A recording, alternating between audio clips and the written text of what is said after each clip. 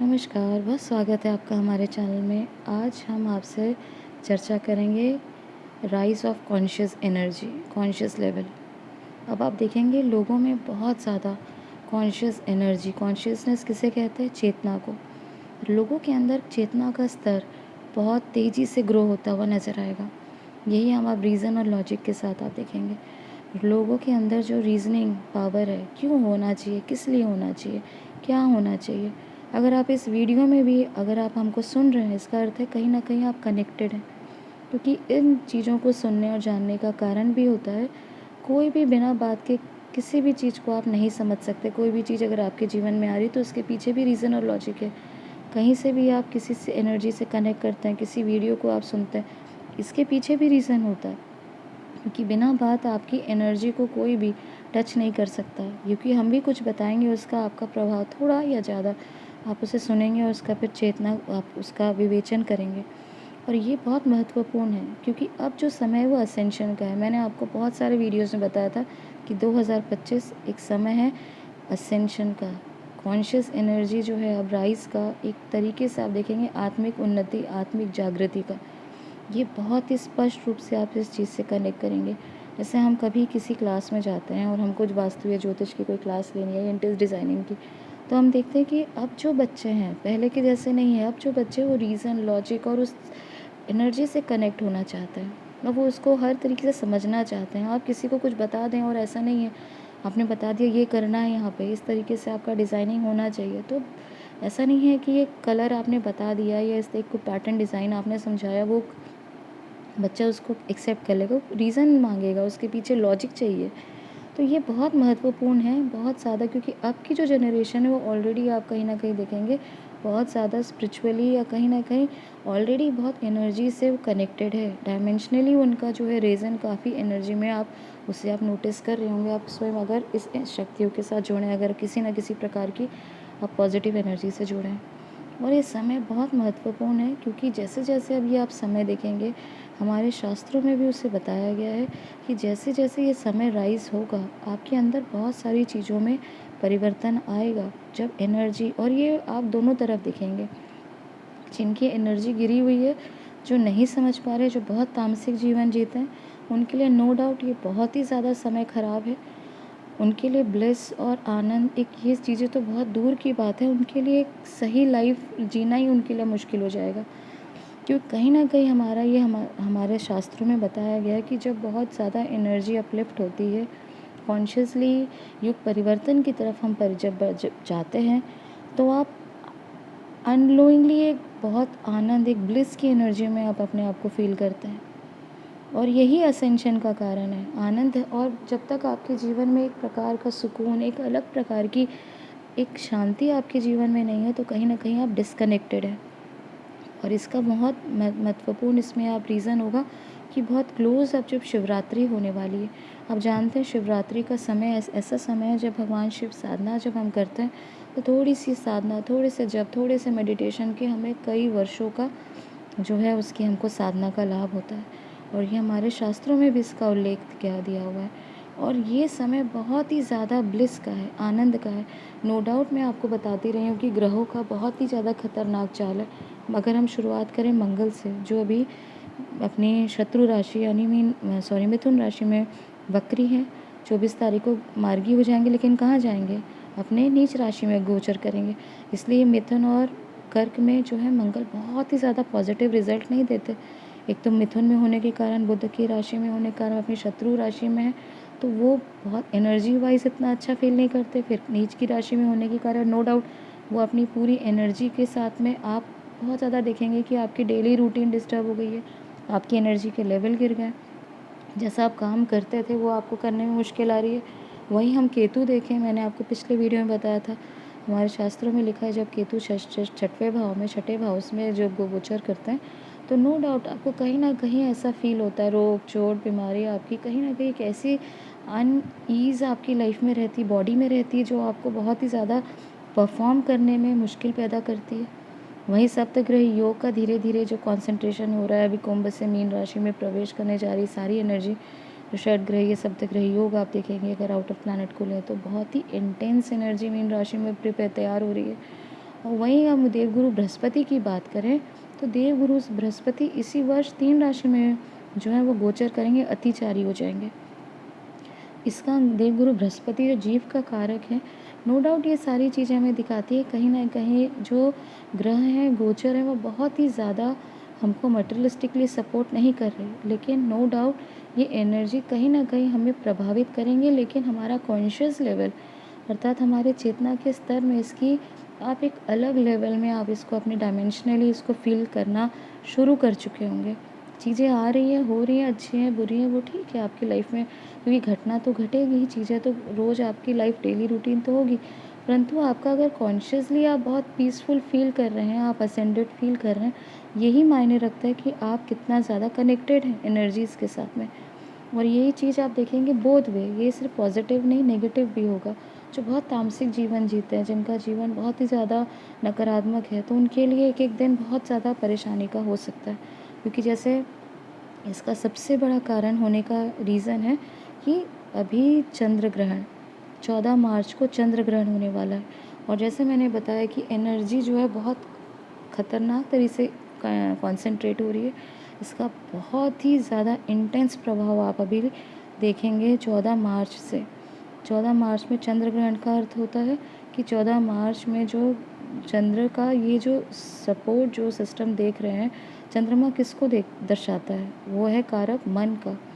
आपके मन की जो शक्तियाँ हैं वो बहुत ज़्यादा आपको प्रभावित करेंगी। इसीलिए कहा जा रहा है कि 14 मार्च का जो समय है वो बहुत ही ज़्यादा आपको मन से आपको इन्फ्लुएंस करेगा। आपको बहुत बड़े कुछ डिसीजन लेने हैं, कुछ आपको कुछ सोच रहे हैं, आपको कुछ करना है, आपके लिए कुछ इम्पोर्टेंट प्रोजेक्ट है, तो इसके पहले आप कर लीजिए, क्योंकि उसके बाद ही अगले ही दिन जो है 15 मार्च को शुरू होने वाला है खप्पर योग, और लगभग ये जून तक चलेगा। इसीलिए ये खप्पर योग का समय और ज़्यादा खतरनाक हो सकता है, सबके लिए नहीं, पर तो इसका असर तो होगा थोड़ा या कम। और बहुत सारी चीज़ें जो आप देखेंगे इस समय कि ये एनर्जी को भी दिखाएगा, और साथ ही साथ एक जो हम कह रहे हैं कि सेकंड हमारा एक बहुत बड़ा पॉइंट है कि एलिवेशन रिक्वायर्स सेपरेशन। ये चीज़ें अभी आपको योग बन रहे हैं, ग्रहों की युति हो रही है, मैंने आपको बताया खप्पर योग है, चंद्र ग्रहण है, फिर इतनी सारे ग्रहों के कारण ये सब चीज़ें होंगी। आप राइज ऑफ कॉन्शियस या असेंशन फील कर रहे होंगे। ये चीज़ें का क्या कारण है? क्योंकि अब आप एलिवेटेड फील कर रहे हैं, और एलिवेशन क्या का कारण होता है? एलिवेशन के साथ जुड़ा होता है सेपरेशन। जब आप बहुत बड़े ऊंचे पद में जाते हैं, जब टिप में पहुंचते हैं, तो बहुत सारी चीज़ें आपसे सेपरेट हो जाती हैं। और जब सेपरेट होती हैं तो बैगेज आप देखें, जैसे आप किसी का सुने होंगे, किसी की जब कुंडलिनी जागृत होती है तो ये क्या प्रोसेस होता है? जब कुंडलिनी जागृत होती है तो एक साथ कई मृत्युओं को आप एक साथ फील करते हैं। कुंडलिनी जागृत का प्रोसेस ही क्या है कि आपकी एक साथ कई कई कई बैड डार्क एनर्जीज़ को कुंडलिनी ख़त्म करते हुए ऊपर उठती है। इसका मतलब एनर्जी जो है वो एलिवेट हो रही है, आपकी कुंडलिनी शक्ति ऊपर आ रही है। किसके साथ? सेपरेशन के साथ। बहुत सारे कर्म आपके सेपरेट हो रहे हैं, डिस्ट्रॉय हो रहे हैं, ख़त्म हो रहे हैं। और ये प्रोसेस बहुत ज़्यादा आनंद का नहीं होता, क्योंकि जब चीज़ें आपसे होती अलग होती हुई तो आपको लगता है कि अरे ये क्या हो रहा है। हो सकता है आपके जीवन में भी ऐसा हो रहा हो, क्योंकि बहुत सारी चीज़ें आप कैरी ही नहीं कर सकते। बहुत सारे ऐसे लोग होंगे, आपके पड़ोसी होंगे, आपके साथ में आपके फैमिली मेम्बर्स होंगे, या हो सकता है कि आपको कोई खाने की चीज़ जो आपको बहुत पसंद होगी वो आपकी लाइफ से सेपरेट होंगी, क्योंकि उसका इफ़ेक्ट जो है वो आपकी लाइफ में आपकी शक्तियों के साथ बहुत पॉजिटिव नहीं होगा। आपके कई फूड आइटम्स होंगे जो हो सकता है कि साल 2 साल में आपने छोड़ दिया होगा, जो आपके पार्ट ऑफ लाइफ था। 20 साल से 30 साल से 40 साल से आप जो कुछ खा रहे हैं पी रहे हैं, हो सकता है कि वो अब आप बिल्कुल छोड़ दें, उसको खाना ही बिल्कुल आपके लिए पॉसिबल ही ना हो। उसकी खुशबू भी आपको परेशान कर दे। वैसे ही आप देखेंगे बहुत ज़्यादा लोग, उनकी बातें, उनकी चीज़ें आप और कैरी कर ही नहीं सकते, क्योंकि आपको पता है कि इतनी बैड एनर्जी, इतनी ज़्यादा भारी एनर्जी आप और कैरी कर ही नहीं सकते। आपको लगेगा बस ये यहाँ तक ही, इससे आगे हम नहीं उसको कैरी कर सकते। तो अब आपके जीवन में ऐसी घटना घटेंगी कि बहुत सारी चीज़ें आपके लाइफ से सेपरेट होती जाएंगी। सेपरेट होने का अर्थ है कटती जाएंगी, निकलती जाएंगी, और आप जो है अभी उसके बाद धीरे धीरे धीरे और एक स्मूथ एनर्जी लेवल में आएंगे। इसलिए आपको बहुत ज़्यादा चीज़ों के लिए सोचना, बहुत ज़्यादा आपको इसके लिए परेशान होने की आवश्यकता नहीं है, बिकॉज़ ये ग्रहों की ज़रूरत है कि जब एलिवेशन होगा, इसीलिए कहा गया एलिवेशन रिक्वायर्स सेपरेशन। आप चीज़ों को पकड़े रहेंगे तो हो सकता है वो एनर्जी हर प्रकार की हो और आपके लिए आप राइज़ शायद इसलिए कर ही ना पाए, एलिवेट हो ही ना पाए। और इसीलिए कहा गया है truth can be told but it has to be realised. आप अभी जो मैं आपको बता रही हूँ इसको आपको फ़ील करना है, मेरे बोलने से आपको नहीं समझ में आएगा। हो सकता है कि मैं आपको बता रही हूँ कि ऐसा है, वैसी है चीज़ें, लेकिन अगर आप अपनी डेली लाइफ में इतने ज़्यादा बिज़ी हैं, इतने ज़्यादा एंग्रॉस्ड हैं, तो आप ये शक्तियों को रियलाइज़ नहीं कर पाएंगे, क्योंकि बहुत सारी चीज़ें हमको परसीव करनी पड़ती हैं। हम सुन के ठीक है, आपको लग रहा होगा मैं बता रही हूँ, आप हो सकता है और भी वीडियोस में सुन रहे होंगे कि बहुत सारे चेंजेस आएंगे, बहुत सारी चीज़ें होंगी, पर क्या आप उसको अपने रियलाइज़ कर रहे हैं अपने जीवन में? उन शक्तियों को आप देख रहे हैं, उसको समझ पा रहे हैं, फील कर पा रहे हैं? और इसीलिए कहा जाता है कि जब आप साधना करें तो गणेश जी की शक्तियों के साथ में जब हम साधना स्टार्ट करते हैं, गणेश जी को इन्वोक करने के बाद सेकंड स्टेप होता है अपने गुरु शक्ति को जागृत करना। और इसीलिए जो मेरी पहले गुरु मंत्र जो मेरे को मेरे अंकल ने दिया था, वो मेरा पहला मंत्र था, वाह हे गुरु। और इसका कारण ही था कि हम चीज़ों को परसीव कर सकें। जब तक हम परसीव नहीं करेंगे, सुन के कुछ लाभ नहीं है। आपको ऐसा होगा, आपको ऐसा करना चाहिए, या कोई भी आप बातें बहुत सारी कर सकते हैं, लेकिन उसको आप अनुभव अपनी लाइफ में उसको अनुभूत कर पा रहे हैं तो वही सच्चाई है। जो अनुभव है वही सच्चाई है। चीज़ें हो रही हैं, ऐसा होना है, वैसा होना है, ये तो सारी सिर्फ ज्ञान की बातें हैं। पर जो मंत्र है उसको आप कनेक्टेड, उससे कनेक्शन पाने के लिए आपको उसके लिए खुद अपने आप को और तैयार करना होगा। और एक बहुत जो थर्ड पॉइंट हमारे लिए बहुत महत्वपूर्ण है कि अब ये चीज़ों को समझें आप कि ओल्डर और एल्डर के बीच में जो विवेकशील, और ये चीज़ों को अगर आप अपने कनेक्ट नहीं किया, जो हमारा रामायण महाभारत सिर्फ इसी में कॉन्सेंट्रेटेड था, लेकिन आज लोग उससे कहने पे डरते हैं। क्यों? क्योंकि आपकी जीवन यात्रा को आपको स्वयं तय करना है। कोई और नहीं आएगा आपकी लाइफ के डिसीजन को लेने के लिए। आप पॉजिटिव हैं, धर्म के मार्ग में हैं, अधर्म के मार्ग में हैं, तामसिकता के मार्ग में हैं, नकारात्मकता के मार्ग में हैं, कि सात्विक और सही जीवन जीना चाहते हैं। ये आपको डिसाइड करना है कि आप किधर मूव करना चाहते हैं। क्योंकि हम ये बात को हम भूल जाते हैं, और इस चीज़ को हमें हमेशा याद रखना चाहिए कि भीड़ है क़यामत की, फिर भी सब अकेले हैं। अकेली पूरी दुनिया है। डिसाइड आपको स्वयं करना है आपकी जर्नी कैसी होनी चाहिए। यही धर्म है। आप जब धर्म धर्म कहते हैं तो इसका ये मतलब नहीं होता हिंदू, मुस्लिम, सिख, ईसाई। क्या चीज़ कहाँ किस लिए करनी है और क्यों करनी है, इसे ही डिसाइड करना। जो हमारे चेतना के स्तर पे आप देखेंगे धीरे धीरे यही चीज़ हमें सिखाई जाती है। पूरा महाभारत और रामायण जो आप देखेंगे इसी चीज़ को समझाया गया है। लोगों को इतना भ्रमित कर दिया गया है कि लोग ओल्डर और एल्डर के बीच में भी फ़र्क नहीं कर पाते। ओल्ड मतलब क्या होता है? इतने समय पहले किसी का जन्म हुआ, हो सकता है कोई 2005 में है, कोई 2006 में, 7 में, क्या 1900 में कोई जन्म लिया। इसका क्या अर्थ है? कि उनका सोल ग्रुप के साथ वो इनकारनेट हुए, उसका सोल ग्रुप था, उस किसी ने व्यक्ति ने जन्म ले लिया, क्योंकि उसको अपने कर्म काटने हैं किसी न किसी रूप में। अब ये चीज़ें आप एल्डर के साथ कैसे जोड़ सकते हैं?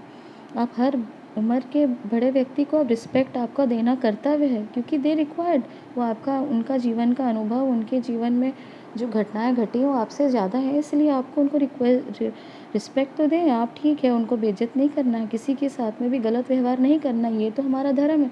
परंतु ओल्डर और एल्डर के बीच में भी डिफरेंस नहीं कर पाए, ये एक बहुत ही बड़ी एक भ्रम की स्थिति है।